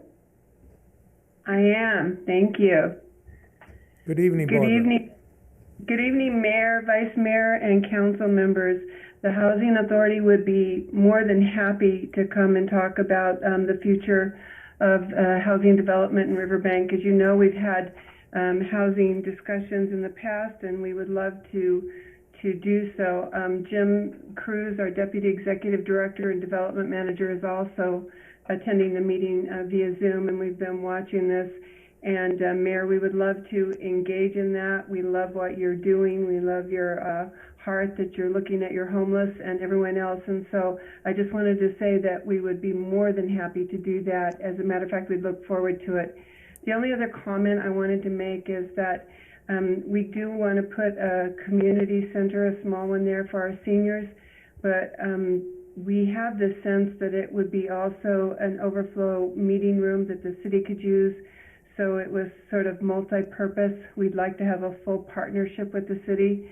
And so I know that you were talking about a housing plan, but we'd also like to have an access plan so that if we did we're able to put this little community building downtown, that it wouldn't be sitting there empty, because that would be a waste. And so that would be our intent, to have that discussion, that it could be used for, when it's available for meetings, especially in the evenings or whatever you like. So that's my comment, and again, we'd be more than happy to engage with any future discussions. Thank you very much. Any comments or questions to Barbara?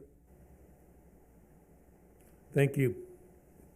Is there any other public comment? There is no one else wishing to speak. All right, thank you. Any comments or recommendations from the council? I'll make a motion to approve item 10.5. And I second. We have a motion to approve item 10.5 and a second. Roll call, please. Council members Barbara Martinez, Yes. Campbell, Yes. Hernandez, Yes. Vice Mayor Odiva, Yes. Mayor O'Brien. Yes. Motion passes 5-0. Item 11.1, staff comments, please. Thank you, Mayor. I have three things this evening. First off, next meeting I'll be bringing a budget appropriation request for funds for the Centennial. We are now getting to the level where we're needing to order materials and starting to reserve things, and so we'll, based on our very rough budget, be bringing an appropriation request, and what we'll do is report back to you periodically to make sure that we're staying within budget there. The second thing is I just wanted to thank the parks. Sue had a family issue this evening she had to go to, but her team put on a fantastic event on Friday and Saturday and just barely missed the storm. So, and we had, we raised roughly $9,000 during those 2 days. And actually, Councilmember Campbell was volunteering at it and told me this morning that some people were waiting for 3 hours and were not complaining. They were very happy with the event. So, Haunted Hayride was a big success, and we hope that we'll continue doing it year in and year out. And then finally, I'm going to ask Michael, our Public Works Director, to come up and just speak a little bit to the storm that we had on Sunday and Monday, where we got essentially, for this time of year at least, historic rainfall.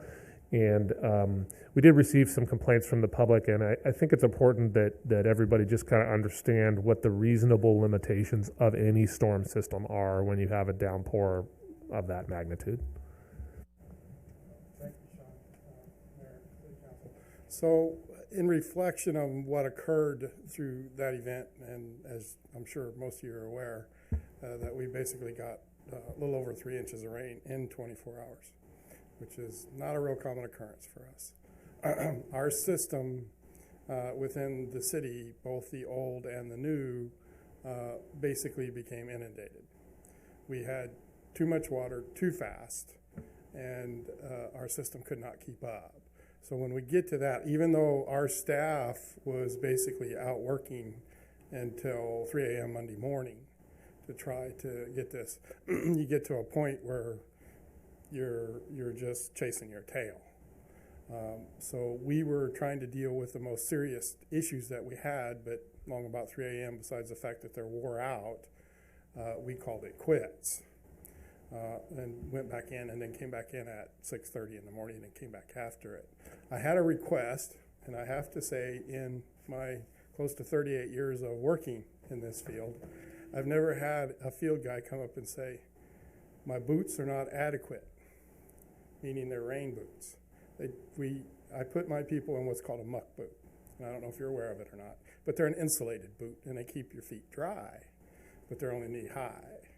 And most of these guys were out there standing in water almost waist deep, trying to deal with this kind of thing. So one of my people come up and ask if they could go ahead and get some hip boots. And I said, if that's what you need, that's what you get, right? But bring it into perspective with what everything that's being predicted. You know, we now have the new term, this atmospheric river that is over us, that if you'll remember 10 years ago, it was called the Pineapple Express. Whenever the storms have a southern tail with them, they're a warmer storm and they tend to have a lot of moisture. So when that gets involved, we tend to get heavier rainfall. Most of it keeps north of us, and we kind of dodge bullets at times. And we did in this case too, because fortunately it quit raining, and we were able to spend most of the day playing catch-up type thing. But what I tried to get people to understand is that there are any given time where, and I'm sure that you guys sitting here have probably done so yourself, I'm fairly certain the mayor has, is when you start seeing flooding on your street, take a look at the DI. If you see a bunch of leaves clogging that DI, grab a rake and pull it up onto the sidewalk. Eventually we'll come around and deal with it type thing. But those, you are helping yourself and you're helping us. And I try to address that with most residents anytime I talk to them when they're talking about that kind of thing. To stand there in your front yard and watch the water starting to creep up over the sidewalk and calling us, when you could have walked out there and easily addressed it and helped yourself and us tremendously, then it's kind of foolish when we get to that. So I really like people to understand that you have a storm drain system, and yes, it goes to different areas in town, and yes, it goes to the river eventually. But you have bottlenecks within that system. You have pipes that can only handle so much water, and you have pumping systems that can only pump so much water. And when you reach that capacity, you're standing there waiting and hoping that it's going to stop raining. And like I said, in this event, we came pretty close. We were able to do what was necessary to keep everything going, and then we caught that break. There may come a time when we don't catch that break, and we may have to deal with it when it comes to that instance. You know, my understanding is Sacramento got 5 inches of rain. And if we would have got 5 inches of rain, we would have had some serious problems, because the system just isn't. There isn't a system in the valley that's equipped to handle 5 inches of rain in a short period of time. And I'd be happy to answer any questions you may have about the event. I have just a comment. You said we had serious problems, but I went to work in another city just to the south and to the west of us. I'm not going to name names, but they had a lot of serious problems. They forgot to turn on pumps, and when they did turn them on, they were able to start cleaning up some of the waters. But we, just by sheer percentage-wise, we are in much better shape, but they may have gotten a tenth of an inch less than us. Yeah, I mean, when you get to that aspect of, you're talking about neglect here. If you got somebody forgot to turn a pump on, then that's be a major issue with me.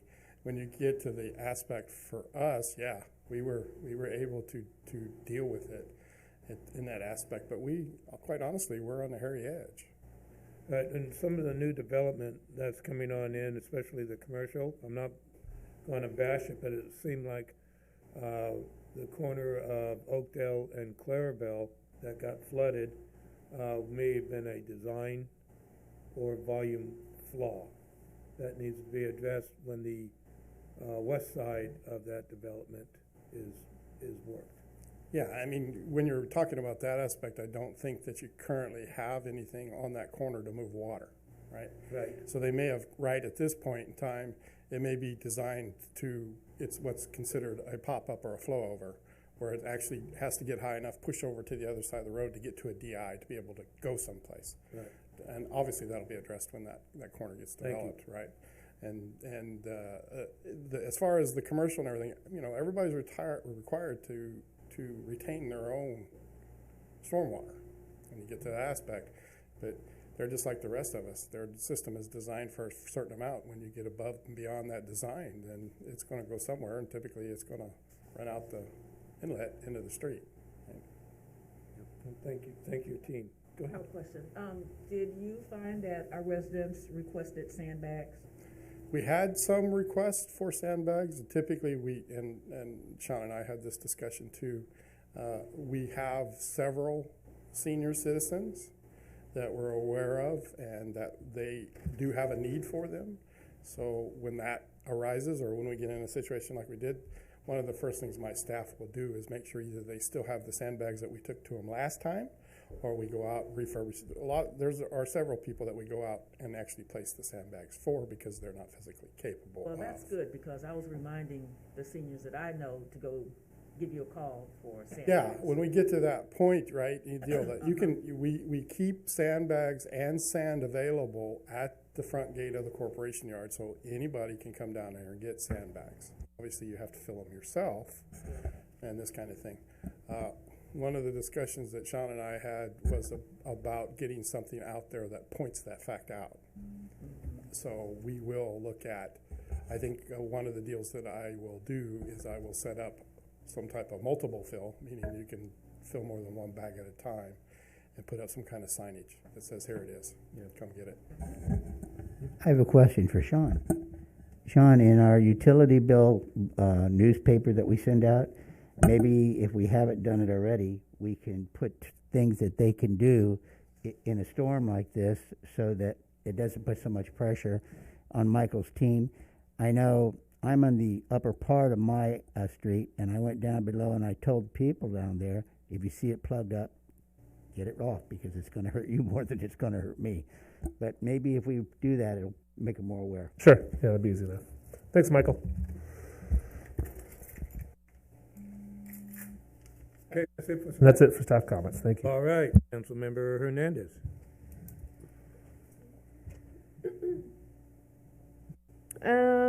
I guess I just want to give a quick update. I had a meeting with the Senator Eggman and the promotoras, and it was, I had a couple staff with us too, and they represented the city well and talked about how, you know, the city cares about the promotoras and the program and really providing support for them. So we're going to have some updates for that and hopefully be able to support them in their, as they expand through Riverbank.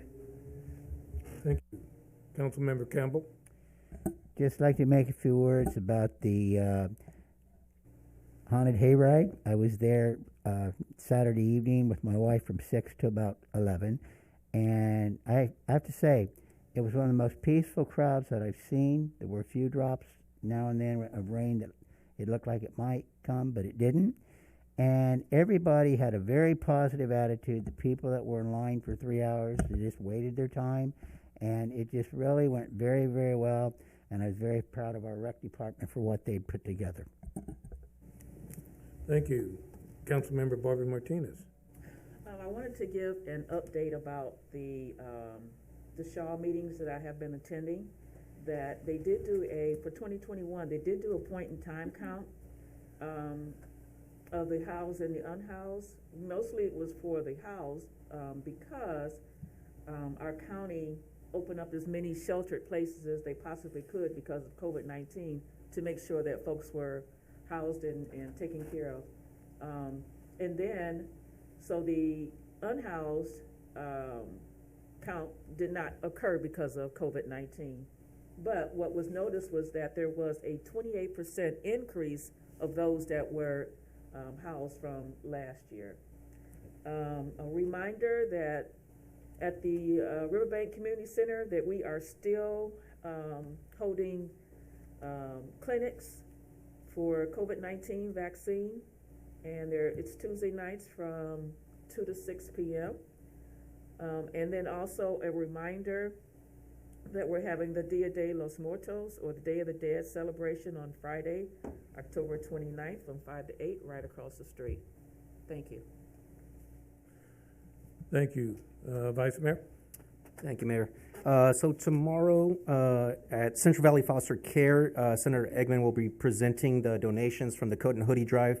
So I won't be able to be there in person. I'll be working tomorrow, so if anybody from the council would like to attend, it's going to be at the 3328 Santa Fe at 2 p.m. But I would like to thank them again. I thank the senator, her staff, the city staff for helping out with that, and the police department in these efforts. Also, this Saturday, I'll be participating in the Trunk or Treat Safety Fair at Galaxy. So inviting the entire community to come out at 9 a.m. to 11 a.m. and hope to see everybody out there, see some cool costumes. So see you all there. Thank you. Thank you. Couple of items.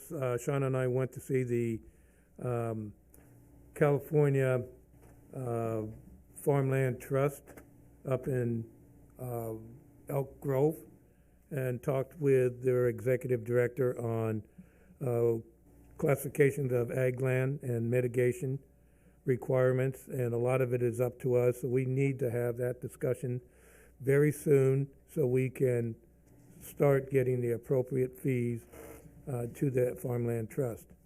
One of the things that, because somebody says you're on prime ag land, you go to the maps and you'll see that it's not that much. That there is prime ag land there. There's state importance to the state ag land. Then there's important ag land, and then there is general ag land. And all of these areas where they've been classified as prime ag land, and it's not. So what we need to do is take a look at carefully what the map says, the official map, not the one that someone may draw up and say it's prime. And then also classify what is ag land. Now, you heard people talking about their farms and ranchettes. Anything that's under 40 acres is not considered farmland, and we should put that in our ordinance as we move forward. So we need a complete education on that, and then we need to come up with a price. All the prime ag land is worth X amount, and you just rank it down, then take a percentage of what it actually is and apply it to a project. That way we can go forward with our ag land mitigation determination and present that. And if the Farmland Trust, which I believe they will agree with it, and then we can go appropriately charge. That being said, we also need to take a look, earlier than later, is our technical general plan update. That needs to be started soonest. And while we're moving forward on all of our major projects, we do need a group or individual that will be our representatives both in Sacramento and DC on some of our things that we could get funding for. Like from the USDA, we can get our wastewater treatment plant. Homeless from HUD and HCD. So we have a lot of areas that we are so proud of, but we need an advocate in both DC and Sacramento.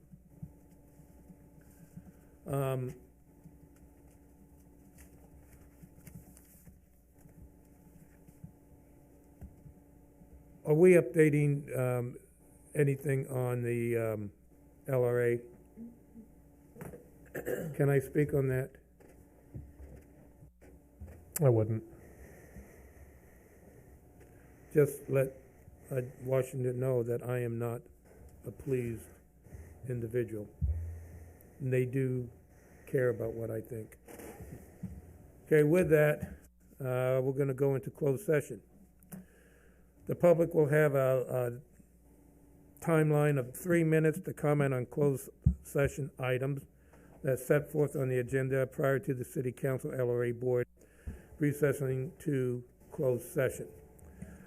Closed session item 12.1, conference with legal counsel on anticipated litigation pursuant to subdivision Bravo of Government Code Section 54956.9, number of cases to potential. Item 12.2, conference with labor negotiators pursuant to Government Code Section 54957.6, agency representative, city manager Sean Scully, employee organization Riverbank miscellaneous employees, Riverbank mid-management bargaining units. Do we have any public comment? There is no one wishing to speak, and we did not receive any written comments on these items. Thank you. We now adjourn to closed session.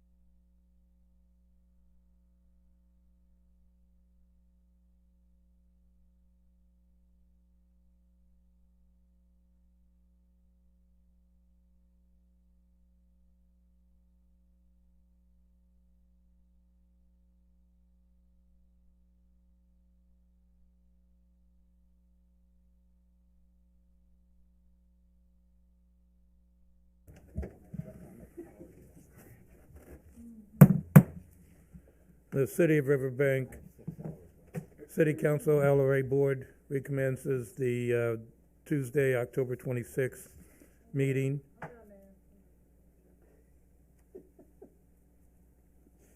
I'm not ready yet.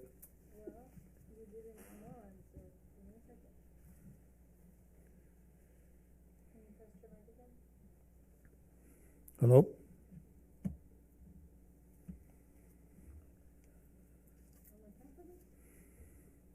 Are we ready?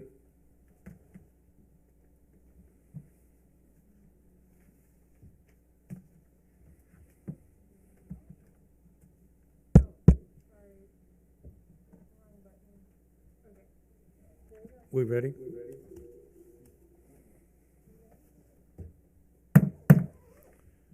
The City Council and LRA Board from the City of Riverbank reconvenes from closed session. Item 13.1 is on item 12.1 with conference with legal counsel, anticipated litigation. Direction has been provided with staff. Item 13.2 reports on item 12.2, conference with labor negotiators. And again, direction has been provided to staff. The next regular City Council meeting will be on Tuesday, November 9th at 6 p.m. This meeting is now adjourned.